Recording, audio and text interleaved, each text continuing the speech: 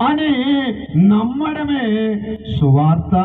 రెండవదిగా యేసు క్రీస్తు ప్రభులు వారు మన కోసమే, మన పాపముల నిమిత్తమే, మన అతిక్రమముల నిమిత్తమే ఆయన మొత్తబడిన వాడై, గాయపరచబడిన వాడై, అవమానించబడిన వాడై, శ్రమపరచబడిన వాడై, గాయపరచబడిన వాడై, మన పాపముల నిమిత్తము సిలువ వేయబడి మరణించారు అని నమ్మడమే సువార్త.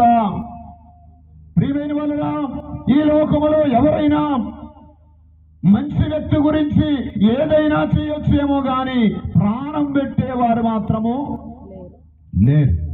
మంచి వ్యక్తి కాదు, మనము చెడ్డ వ్యక్తులము, మనము చెడిపోయిన వారము, మనము పనికిరాని వారము అయినను దేవుడు మన కొరకు చనిపోయారు.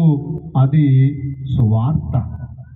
మూడవదిగా ఆయన మన కోసమే సమాధి చేయబడి మూడవ దినమున ఆయన మృత్యుంజయుడుగా తిరిగి లేచారు. అది సువార్త. కాబట్టి ఎవరైతే ఈ సువార్తను